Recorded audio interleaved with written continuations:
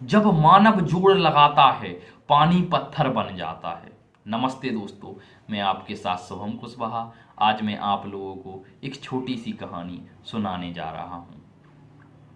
एक व्यक्ति था जो रोड किनारे समोसा बेचा करता था।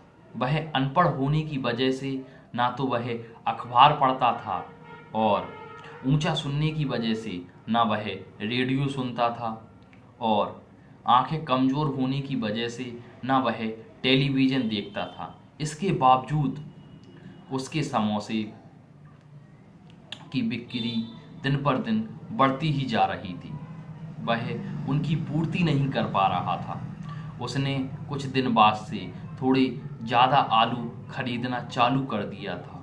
इसके अलावा उसने एक पहले से बड़ा एक चूल्हा और बढ़िया एक चूल्हा खरीद लिया था और अपनी दुकान के बाहर बड़े बड़े बोर्ड लगा लिए थे, जिससे उसकी शहर में उसका समोसा एक अनोखा हो गया था। लोगों की समोसा लेने के लिए उसके यहाँ कतार लगी रहती थी और वह दिन दूनी रात चौगुनी तरक्की करता जा रहा था। और इतने कुछ दिनों बाद ही उसके बेटे ने बीए पास कर लिया और उसका बेटा भी अपने पिताजी का हाथ बटाने के लिए इस काम पर आ गया। वह पिताजी से बोला, पिताजी क्या आपको पता है कुछ ही दिनों में बहुत ही मंदी आ रही है, अंतर्राष्ट्रीय मंदी आ रही है। पिता ने कहा, नहीं मुझे नहीं पता, लेकिन मुझे बताओ। उसने कहा, मंदी आ रही है, हमें बहुत ही संभल कर चलना होगा। पिता ने सोचा, यह पढ़ा लिखा है, यह रेडियो भी सुनता है, अखबार भी पढ़ता है, इसे तो मुझसे ज़्यादा जानकारी होगी। और उसने पिताजी से कहा कि हम थोड़ा अपने काम में थोड़ी कमी करें, यानी थोड़े समोसे छोटे बनाएं, उसमें आलू थोड़ा कम भरें। तो जैसा पुत्र ने कहा, उस पिता ने यानी उस व्यक्ति ने वही काम करना शुरू कर दिया। उसने थोड़ा समोसा छोटा कर दिया और आलू थोड़े कम भरने लगा, जिससे 2-4 दिन तो जो बिक्री होती थी वही हो रही थी, लेकिन कुछ दिनों में वह बिक्री घटने लगी। तो पुत्र बोला, पिताजी मैंने कहा था ना मंदी आ रही है, देखो इसका असर ये है।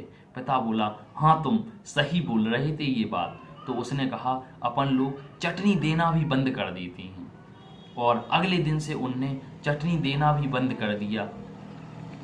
और यह देखते देखते गिराक आना बिल्कुल ही बंद हो गए। पहले उसकी दुकान पर उसके आने से पहले नंबर लगे होते थे, लेकिन आज उसकी दुकान पर एक मक्खी भी नहीं भिनक रही है, मानो कोई व्यक्ति नहीं आ रहा। उसने अपने पुत्र से कहा, तुम अपनी डिग्री यानी अपनी पढ़ाई एक तरफ रखो और मैं अब अपने हिसाब से अपनी दुकानदारी करूँगा। उसने जैसा वह पहले करता था वह वैसा ही करने लगा, और देखते ही देखते जैसे उसकी दुकान पर पहले लाइन लगा करती थी वैसे ही अभी लाइन लगा करती है। इसलिए मैं यह कहना चाहता हूँ कि जो अनुभव होता है वो पढ़ाई से बड़ा होता है। हमें अपने माता पिता की बातों को ध्यान से सुनना चाहिए। उन्होंने अपना पूरा जीवन जिया है, सालों का उनका जो अनुभव है वो हमारी पढ़ाई से बेशक बड़ा होता है, और उनकी बात हमें ध्यान से सुननी चाहिए, वो हमसे क्या कह रहे हैं। इसलिए ज़्यादा अपनी मत चलाओ और उनकी भी बात सुनो, और अपनी पढ़ाई का भी उसमें अपने काम को ढालो, जिससे आप अपनी ज़िंदगी में एक सफलता प्राप्त करेंगे। इन्हीं शब्दों के साथ मैं अपनी वाणी को विश्राम देता हूँ। आप सभी लोगों को बहुत बहुत धन्यवाद दोस्तों।